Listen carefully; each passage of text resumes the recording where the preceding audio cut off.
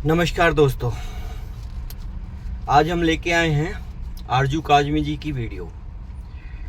भारत का most wanted आतंकवादी 93 के बम ब्लास्ट का मुख्य आरोपी दाऊद इब्राहिम कासकर पहुंचा 72 हूरों के पास। चैनल को सब्सक्राइब करें और लाइक करें। धन्यवाद। फिर क्या होगा। इस वक्त पाकिस्तान में जो खबर बहुत तेजी के साथ फैली है और बहुत तेजी के साथ जिस बात का चर्चा किया जा रहा है वो ये सुनने में आ रहा है कि दाऊद इब्राहिम, जी हाँ, दाऊद इब्राहिम को सुना है कि किसी ने जहर दिया है और उसके बाद उसकी तबीयत खराब हो गई है, उसकी हालत काफी खराब है, उसको कराची के किसी हॉस्पिटल में रखा गया है। और ये खबर भी जो है वो कहीं ना कहीं सोशल मीडिया पे गर्दिश कर रही है। कहाँ तक ठीक है मालूम नहीं, लेकिन कौन इस बात को कंफर्म करेगा और कौन इस बात को कंफर्म कर सकता है। आप लोग जानते हैं कि अगर कोई भी नाम लेगा, कुछ भी कंफर्मेशन करने की कोशिश करेगा तो फिर उसकी भी शामत आ जाएगी। लेकिन एक बात जो इस बात की तरफ इशारा करती है कि कहीं ना कहीं दाल में कुछ काला है, उसका रीजन ये है कि पाकिस्तान में इस वक्त चाहे वो ट्विटर हो, गूगल सर्विसेज हो या फिर यूट्यूब हो, ये सब के सब जितने भी ऐसी जगहें हैं जहां पर लोग बात कर सकते हैं, कोई वीडियो लगा सकते हैं, कुछ लिख कर लगा सकते हैं, कुछ लिख सकते हैं, कोई ट्वीट कर सकते हैं, वो सबके सब डाउन कर दिए गए हैं। जी हाँ, सर्वर की तरफ से ये सारी चीजें जो है वो डाउन कर दी गई हैं। पाकिस्तान में ना तो ट्विटर ओपन हो रहा है, ना पाकिस्तान में गूगल सर्विसेज चल रही हैं और ना ही पाकिस्तान में यूट्यूब चैनल्स इस वक्त काम कर रहे हैं। अब ये एकदम से ये सारी की सारी सर्विसेज डाउन क्यों हो गई हैं? यकीनन कुछ ना कुछ गड़बड़ है, कोई ना कोई बात ऐसी जरूर है जिसको छुपाया जा रहा है। अचानक से ये सब कुछ नहीं हो सकता। ऐसा नहीं हो सकता कि समंदर के नीचे से जी कोई वायर कट गई है या कुछ और हो गया। केबल अक्सर हमारे यहाँ कहा जाता है जी समंदर के नीचे से कोई केबल है जो कट गई है। मेरे घर में भी इस वक्त ना तो यूट्यूब चल रहा है ना ट्विटर चल रहा है। अब आप लोग कहेंगे मैं वीडियो कैसे लगाऊंगी, मुझे नहीं मालूम। मैं ये वीडियो इस वक्त रिकॉर्ड जरूर कर रही हूँ, लेकिन मुझे नहीं मालूम कि क्या मैं इसको अपलोड कर पाऊंगी, क्या वीपीएन काम करेगा।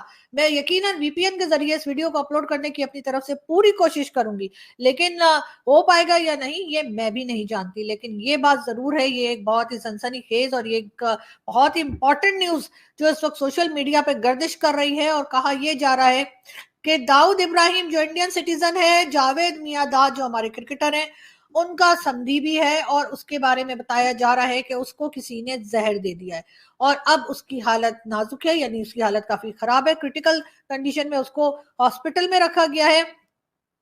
यकीनन इन चीजों के ऊपर बातचीत ना हो सके, इन चीजों के ऊपर कोई कुछ कह ना सके, इस चीज को लेकर जो है वो ये सारी सर्विसेज डाउन की गई हैं। हो सकता है, मतलब एक इम्कान ये भी है कि ऐसा ना हो, लेकिन लग यही रहा है कि ऐसा ही कुछ चल रहा है। वरना अचानक से इस खबर के आते ही ट्विटर भी नहीं है, यूट्यूब भी नहीं है और गूगल सर्विसेज पाकिस्तान में डाउन है। कोई काम नहीं कर सक रहा, कोई कम्युनिकेट नहीं कर पा रहा, कोई न्यूज नहीं दे सक रहा, किसी के साथ बातचीत नहीं हो पा रही। शुरू में तो मुझे भी ऐसा लगा कि शायद यूट्यूब पे मैं कोई वीडियो लगाने की कोशिश कर रही थी और वो अपलोड नहीं हो रही थी, तो आई थॉट कि शायद मेरे घर के इंटरनेट कनेक्शन को कोई प्रॉब्लम हुआ है। और जब मैंने फोन किया सर्विस प्रोवाइडर को तो उन्होंने कहा कि नहीं जी, यहाँ नहीं बल्कि पूरे पाकिस्तान में ही इस वक्त जो है ये ट्विटर, यूट्यूब और गूगल सर्विसेज नहीं चल रही हैं। बड़ी हैरत हुई ऐसा क्या हो गया है। और उसके बाद ही जो है वो मेरी एक दो लोगों से और भारत में भी बात हुई और उन्होंने बताया कि ये न्यूज चली है। उसके बाद चेक किया गया किसी तरीके से, तो वाकई में दाऊद इब्राहिम को लेकर ये खबर चल रही है। अब ये खबर अगर सच्ची साबित हुई तो खैर वो तो यकीनन लोगों के लिए अच्छा ही होगा कि इस तरह के टेररिस्ट जो हैं उनको इस तरह से मारा जा रहा है।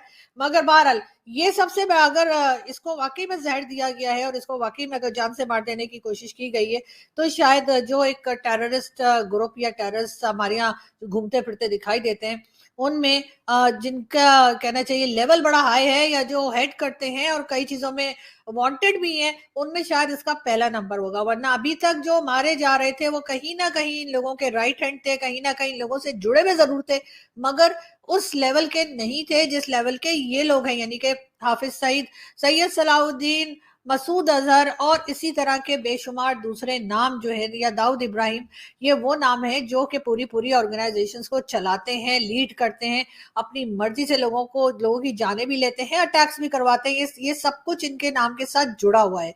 मगर ये खबर जो है यकीनन इतनी सनसनीखेज है, या ये खबर यकीनन इतनी ज्यादा इंपॉर्टेंट है, और इससे कोई हंगामा होने का भी शायद पाकिस्तान की स्टैब्लिशमेंट या पाकिस्तान की गवर्नमेंट को खतरा होगा, कि जिसकी वजह से उन्होंने पाकिस्तान में ये कहा है कि जी फौरी तौर पे पाकिस्तान में जो इंटरनेट सर्विसेज हैं उनको डाउन किया गया है, जिसकी वजह से हम ना तो यूट्यूब चला पा रहे हैं, ना कुछ अपलोड कर पा रहे हैं, और ना ही हम लोग जो है इस सिलसिले में जो है कोई ट्वीट वगैरह या किसी किस्म की भी गूगल सर्विसेज इस्तेमाल कर पा रहे हैं। ये एक काफी बड़ी न्यूज है। जैसे मैंने पहले कहा कि मेरी पूरी कोशिश होगी कि मैं कोई वीपीएन के जरिए या किसी तरीके से जो है इस वीडियो को अपलोड कर पाऊं और आप लोगों तक ये खबर पहुंच सके। अब कहाँ तक ये खबर सही है ये तो खैर आने वाला वक्त ही बताएगा, मगर ये जरूर है कि खबर में अगर जान ना होती, खबर में अगर कहीं ना कहीं ये सच्चाई ना होती या कोई ऐसी बात ना होती, तो ये सारी सर्विसेज बंद कर देने का कोई मतलब समझ में नहीं आता। कोई भारत ने तो हमला कर नहीं दिया है, अफगानिस्तान ने तो हमला कर नहीं दिया है, ये ऐसा तो नहीं है कि भारत की फौजें जो है वो पाकिस्तान के ऊपर उन्होंने अटैक कर दिया है और यहाँ पे कोई जंग शुरू हो गई है, ऐसा कुछ भी नहीं हुआ है। अफगानिस्तान की तरफ से भी अफगानिस्तान के लोग यहाँ पर नहीं आ गए, टीटीपी ने इधर तक कोई अटैक नहीं कर दिया, कुछ भी नहीं हुआ है। बिल्कुल एक कहना चाहिए रूटीन की लाइफ चल रही है, जो कि पहले बॉर्डर पे, जैसे पहले बॉर्डर के साथ रूटीन की लाइफ थी, चाहे भारत के साथ हो, चाहे अफगानिस्तान, ईरान या चाइना, हर तरफ एक आम सी रूटीन की लाइफ चल रही है। तो फिर अचानक से पाकिस्तान में ये सारी सर्विसेज बंद कर देने का मतलब क्या हो सकता है? आर्मी चीफ अभी तक अमेरिका है और यकीनन उनके इस विजिट के दौरान बहुत कुछ हुआ है, जिसमें कि आप जानते ही हैं कि डीआई खान का अटैक है, जो कि तहरीके जिहाद पाकिस्तान ने जिसकी रिस्पॉन्सिबिलिटी ली है, लेकिन अफगान गवर्नमेंट उस चीज को सुनने को या अफगान गवर्नमेंट उस चीज के लिए पाकिस्तान का साथ देने के लिए हरगिज तैयार नहीं है। उनका यही कहना है कि जी पाकिस्तान जाने और टीटीपी जाने, पाकिस्तान जाने और तहरीके जिहाद पाकिस्तान जाने। लेकिन पाकिस्तान में इस वक्त यकीनन खलबली है, और उसकी खास वजह यही है कि अगर आप किसी टाइम भी, अब तो ऐसा ऐसा वक्त है कि अगर आप कभी भी कुछ देर के लिए भी अगर आप इंटरनेट को बंद कर दें, या आप यूट्यूब या इस किस्म की सर्विसेज को बैन कर दें, या आप उसको डाउन कर दें, तो लोग यकीनन परेशान होते हैं, और होना भी चाहिए। लेकिन ये बात सिर्फ पाकिस्तान के लिए ही नहीं है, ये बात भारत के लिए भी है। इसलिए कि दाऊद इब्राहिम का ताल्लुक कहीं ना कहीं से जाके भारत से जुड़ता है, और वो एक भारतीय शहरी है, जिसको के बार बार भारतीय टीवी की तरफ से भी कई बार बताया गया कि जी वो पाकिस्तान में पाया जाता है। किसी ने कराची कहा, किसी ने कराची में क्लिफ्टन का इलाका बताया। ना सिर्फ ये, बल्कि उसके घर का रास्ता तक कई चैनल्स ने दिखाने की कोशिश की। जावेद मियांदाद जो पाकिस्तान के एक बहुत अच्छे क्रिकेटर रहे हैं, बहुत फेमस क्रिकेटर रहे हैं, अभी भी न्यूज में किसी ना किसी वजह से वो रहते हैं, उनके वो समधी हैं। जावेद मियांदाद के बेटे जुनेद मियांदाद से दाऊद इब्राहिम की बेटी की शादी हुई है। इस तरह से दोनों जो हैं आपस में समधी हैं, रिलेटिव्स हैं। तो यकीनन जावेद मियांदाद से भी लोग कांटेक्ट करने की कोशिश कर रहे होंगे, जावेद मियांदाद से भी लोग बात करके इस खबर की सच्चाई निकालने की कोशिश कर रहे होंगे। लेकिन बहरहाल कहीं ना कहीं दाल में काला जरूर है, और इस खबर में हो सकता है कि काफी हद तक सच्चाई हो, क्योंकि जैसा मैंने पहले कहा कि अगर कोई सच्चाई नहीं इस खबर में, तो आखिर इस बुरी तरह से इस खबर को छुपाया क्यों जा रहा है? ये सारी जो सर्विसेज एकदम से डाउन की गई है पाकिस्तान में, उसकी क्या वजह हो सकती है? हमारे यहाँ से कई लोग जो है वो कोशिश कर रहे हैं कि हम किसी तरीके से जो है कराची में या जहां कहीं भी दाऊद इब्राहिम के कॉन्टैक्ट्स मिलते हैं, उधर किसी से या मियांदाद साहब से बात करके इस बात की हकीकत को सामने लाया जाए, और हम कोशिश करें कि ऐसा कुछ हमें मिल जाए। जैसे ही हमें मिला, हम डेफिनेटली वो खबर लेकर आप तक जरूर आएंगे। मगर ये भी एक सच्चाई है कि पाकिस्तान में एक के बाद एक जिस तरीके से टेररिस्ट या टेररिस्ट ग्रुप के साथ जो लोग अटैच है उनको मारा जा रहा है, वो भी जरूर एक ऐसी चीज है जिसको लेकर सारी दुनिया ही हैरान हो रही होगी। इसलिए कि पाकिस्तान ने तो हमेशा से इस तरह के लोगों को ना सिर्फ ये कि सपोर्ट किया है, फंड किया है, बल्कि इस तरह के लोगों को बचाया है। हमने तो कभी माना ही नहीं, हमारे यहाँ तो हमेशा से हाफिज सईद को हाफिज सईद साहब, मसूद अजहर साहब, दाऊद इब्राहिम साहब और इस किस्म के इन लोगों को टाइटल दिए कि जिसमें ये पता लगा कि नहीं जी हाफिज सईद जो है वो तो बड़ा कोई मदरसा चलाते हैं, बड़े कोई एजुकेशन का काम कर रहे हैं, बड़ा कोई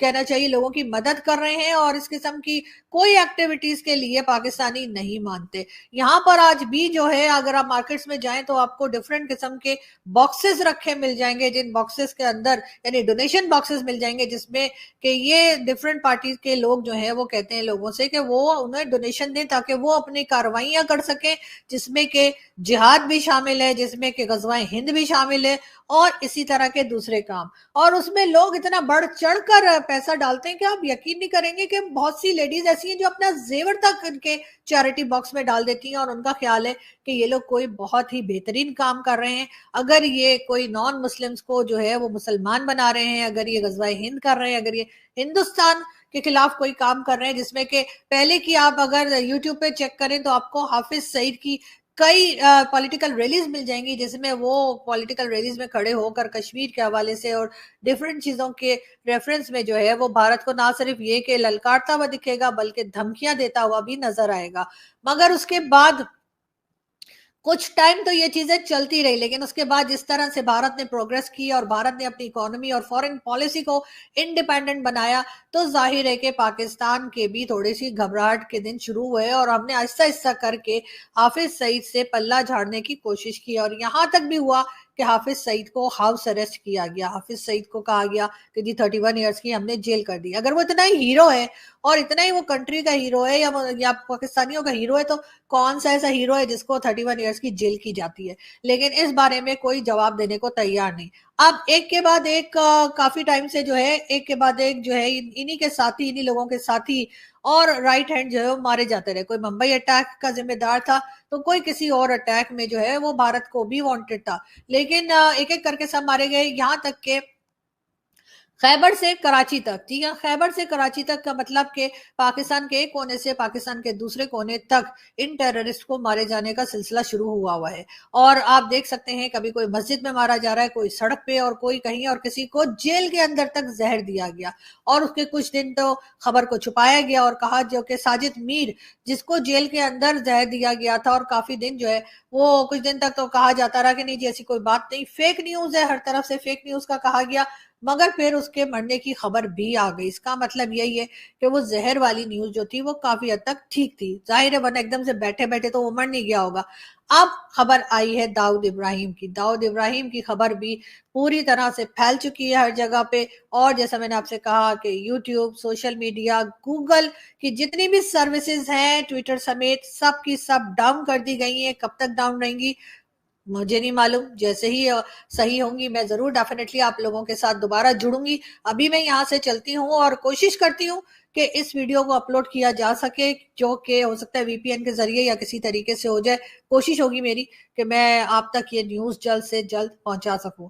अपना बहुत सारा ख्याल रखिएगा, हंसते रहिए, मुस्कुराते रहिए और हमारे चैनल को सब्सक्राइब करना और बेल आइकॉन को क्लिक करना ना भूलिएगा। Thank you.